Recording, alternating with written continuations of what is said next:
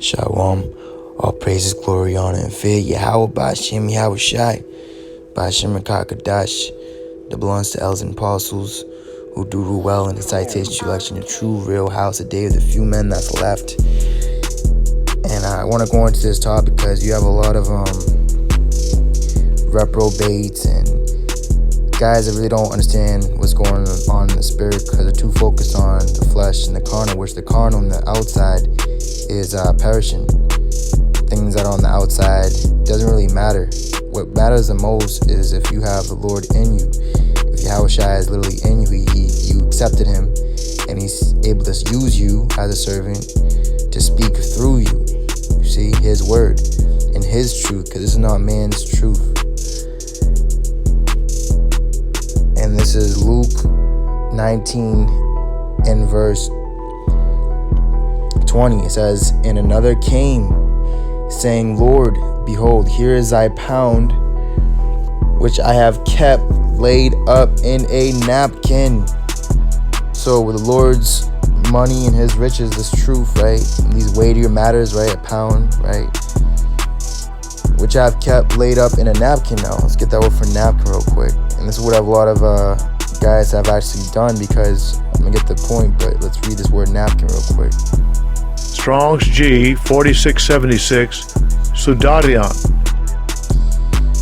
Alright, is a cloth for wiping perspiration from the face or for cleaning the nose, and also used in swathing the head of a corpse. So a lot of guys that are in this truth that have taken part of the Lord's money in this truth and these pounds, right? They've kept it under a napkin. They've kept it under a grave because they're dead, you see. Verse 21, "For I fear thee, because thou art an austere man. Thou takest up that thou layest not down, and reapest that thou didst not sow. And he saith unto him, Out of thine own mouth will I judge thee." So out of a lot of you guys' own mouth, you're being judged already through the Spirit by the words of the Lord.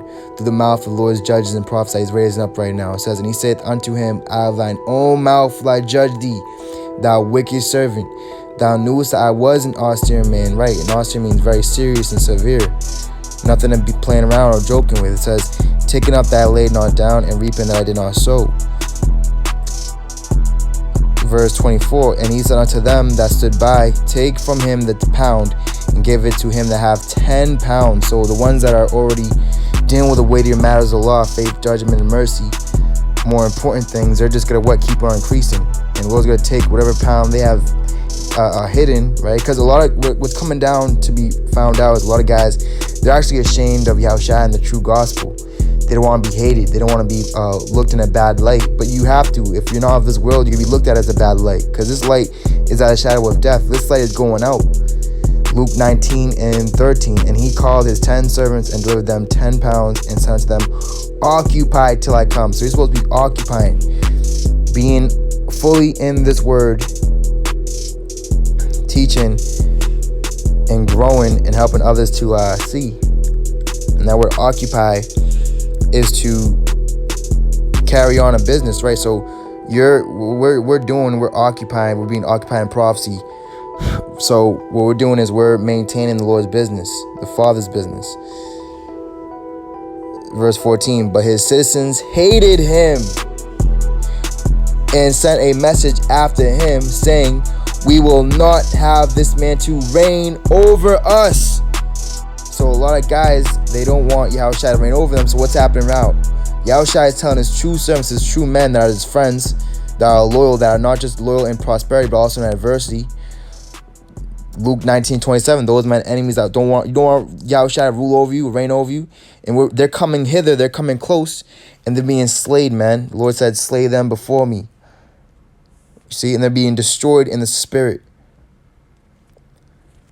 All right, this is Isaiah 50 and 8. It says, I'll start verse 7. It says, "For YAHAWASHI will help me, therefore shall I not be confounded. Therefore have I set my face like a flint, and I know that I shall not be ashamed.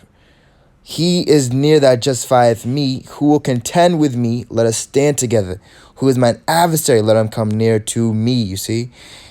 And we're going to let them know what it is. And not going to respect anyone's persons.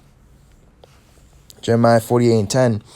Cursed be he that doeth the work of the Lord deceitfully, and cursed be he that keepeth back his sword from blood. You see? And the blood of the righteous is crying out to the Lord every day.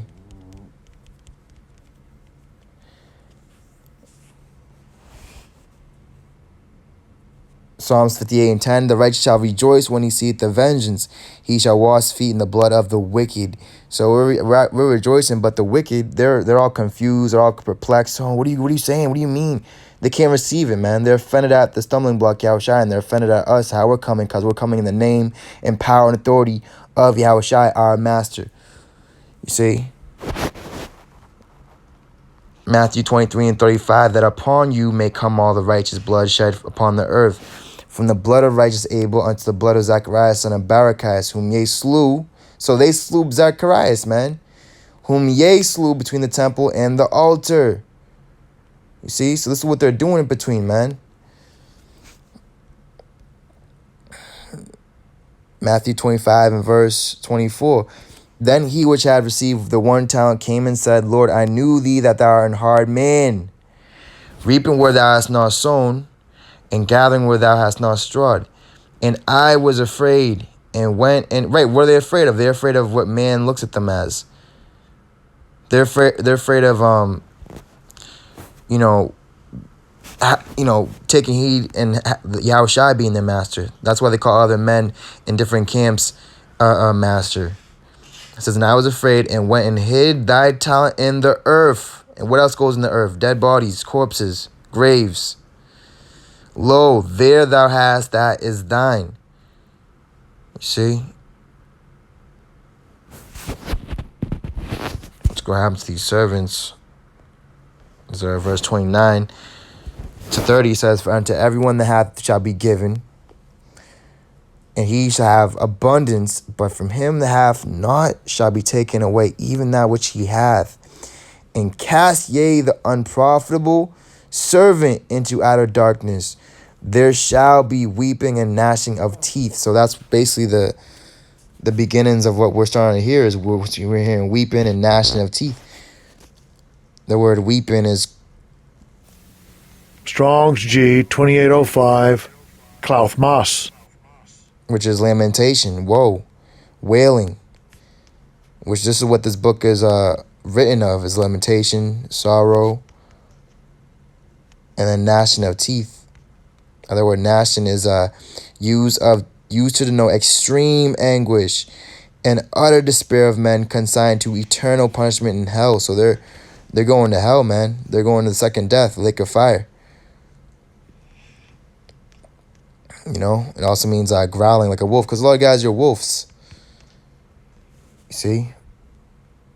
So the wicked and all that forget the Most High, they're being turned into hell. But upon the righteous out there that's taking heed and actually growing, they're just gonna keep on getting stronger and stronger. They're gonna be able to, just like a weightlifter, you know, he's able to just lift up more and more heavier weights, you know. John 3 and verse 32 says, and what he hath seen and heard, that he testifieth, and no man receiveth his testimony. So you have to be that new creature. It says, he that hath received his testimony hath set to his seal that God is true. For he whom God hath sent speaketh the words of God. Let me read that again.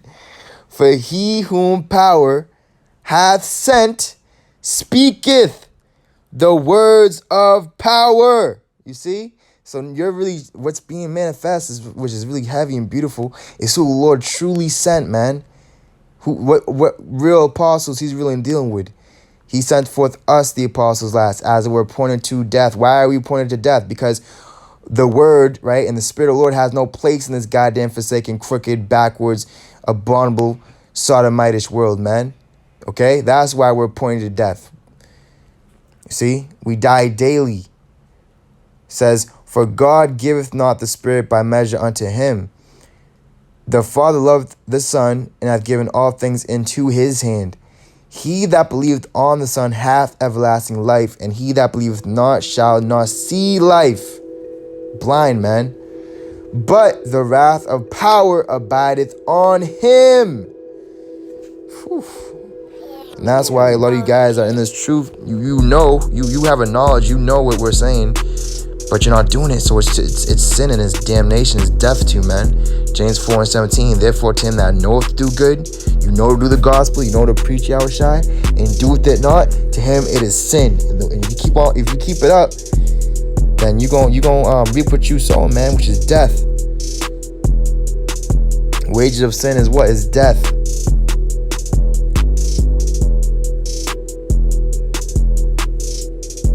Proverbs 26:16. The sluggard is wiser in his own conceit, and that's why you sluggards, you're wise in your own conceit, not confidence, but conceited, man. That's a really bad characteristics. You guys over here in forests and playgrounds and children's sandboxes, trying to tell true men of the Lord that's on the highways and byways every week, trying to tell us what's what and how to do the work of the Lord when you're doing it deceitfully, damn demons, you curse of the Lord. Let me read that again. The sluggard is wiser in his own conceit than 7 men that can render a reason, right? So 7 men that actually have a reason and that actually making a point. The sluggard, they're wiser in their own conceit, in their own pride and wickedness, you see? That's why the gross darkness is covering the people. And a lot of guys in this truth, it's covered you too. Verse 19 says, so is the man that deceiveth his neighbor and saith, am not I in sport? Right, because all you guys, you're playing a game, man. You're playing a game. This truth ain't no game, man. You see? Let me get that word for reason. Is right. That word reason is judgment, taste. Those actually have salt and actually have the word of the Lord and have eaten the whole roll. You see? 7 means perfection. See, look at that taste, flavor of food, right?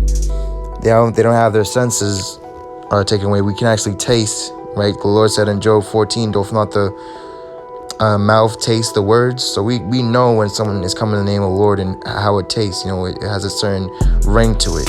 It doesn't have that uncertain trumpet. It has a certainty about it. It has a confirmation of the Spirit about it. Metaphorically, taste for judgment. Whew. Discernment, reason. See? While it all says the sentence of a king, hence a royal decree, right? So where the word of a king is, there is power. And YAHAWASHI is here, and that's why we speak and we teach with authority. Not like the scribes and Pharisees, that was all wishy-washy, man, and you know, just following men blindly and just not having the Spirit. Exodus 20 and 19. This is verse 18. It says, and all the people saw the thunderings and the lightnings and the noise of the trumpet. You see, the certain trumpet, the real trumpet, and the mountain smoking. And when the people saw it, they removed and stood afar off. And they said unto Moses, speak thou with us, and we will hear, but let not God speak with us, lest we die. And Moses said unto the people, fear not, for power has come to prove you, and that his fear may be before your faces, that ye sin not. See, and when you go to Romans 3 and 18, it says the fear of the Lord is not in their not between their faces, man. So that's what it is with our people. They've been proven to be found liars, man. And so say, prove a friend first, but you know how easy to credit him. See, matter of fact, we'll go there. Romans 3 and 18. There is no fear of God before their eyes. You see, so the only thing before their eyes is what? Carnally minded. Trusting in their own way, in their own thoughts, in their own doctrines of men, which is going to get you nowhere quick. 1 Samuel 12:20. And Samuel said unto the people, fear not, ye have done all this wickedness, yet turn not aside from following the Lord, but serve the Lord with all your heart. And turn ye not aside, for then should ye go after vain things. And that's what's happened. A lot of you guys, you turned aside under vain jangling and babbling. That's why you ain't going into nothing really. And you're going after empty things, man. Things that don't even matter, that aren't even going to exist, aren't going to be written in the book of life, which cannot profit nor deliver, for they are vain. You see that?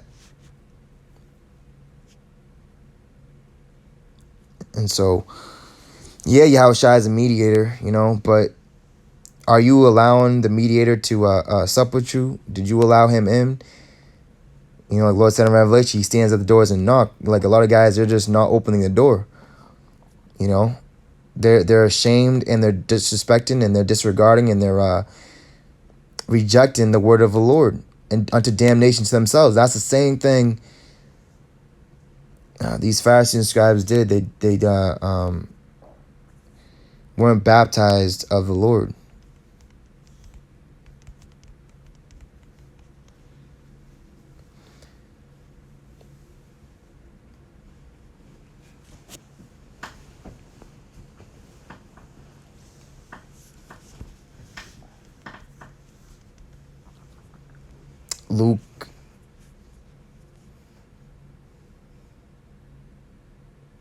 Luke 7:30, but the Pharisees and lawyers rejected. So they rejected the Lord, and now the Lord, he's what? Rejecting them. You know, so don't be surprised, man, when what we say happens. But the Pharisees and lawyers rejected the counsel of power because against themselves, being not baptized of him. So they weren't fully occupied and they didn't have the whole heart in this from the beginning. And now we're at the end, and every man's intention is being truly manifested.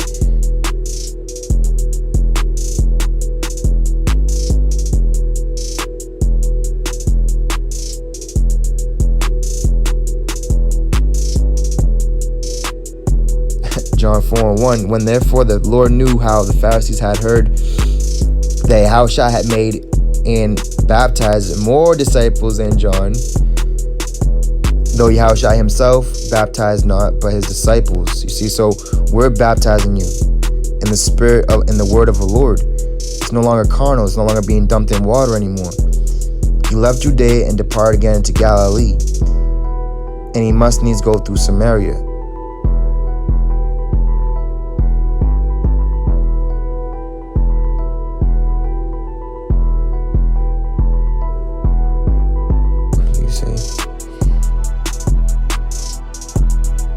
Jude 1:15, and says to execute judgment upon all, and to convince all that are ungodly among them of all their ungodly deeds which they have ungodly committed, and of all their hard speeches which ungodly sinners have spoken against him. And that's what you guys are doing, your ungodly deeds. You know, you're being convinced, and your hard speeches, the ungodly sinners spoken against Yahawashi and his men. These are murmurers, complainers, fucking complainers, man, walking after their own lusts, what they want, what makes them feel good, smooth things. That's why they love the false apostles, man, and all these wolves that teach them smooth things. That's why they like them, man. And it's heavy, just like the 400 prophets that had a lying spirit on them told King Ahab, oh yeah, you're going to win, you're going to go up, and you're going to defeat. See, the same thing they're saying to you, oh yeah, you're going to be the elect, you have Isaiah 4:1. But see, that's not going to happen. Lord's going to destroy a lot of you guys, man. See, these are murmurers, complainers, walking after their own lust, and their mouth speaketh great swelling words, having men's persons in admiration because of advantage. What's the advantage? You're going to be loved of the world. You have your subscribers. Everyone's going to like you. You're going to get your view count up, right? Having men's person admiration because of advantage. You see? But beloved, remember the words which were spoken before the apostles of our Lord Yahawashi HaMashiach. You see? So we're remembering, in our pure minds being stirred up the right way. And the innocent is stirring up himself against all you hypocrites. And that's why the spirit is so severe right now, man. And let's just get that word for admiration and advantage real quick. Admiration. Got guys calling other men in the flesh master. Yahawashi said not to do that in Matthew 23. But you guys disregard Matthew 23. Because it's woe to you. Right?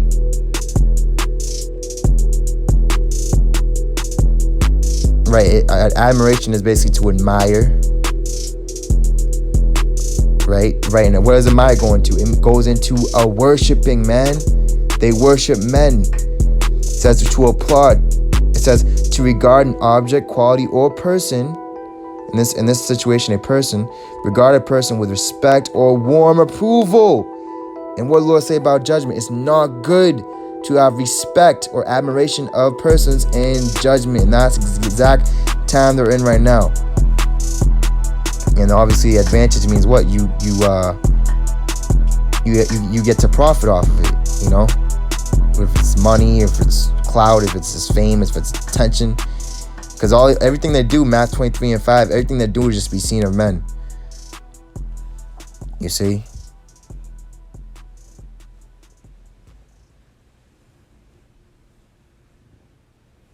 First Corinthians 11:19, for there must be also heresies among you, that they which are approved may be made manifest among you, right? So the ones that's truly approved in the spirit and being proved to be what? Righteous and true, they're manifesting. They're showing themselves, you know?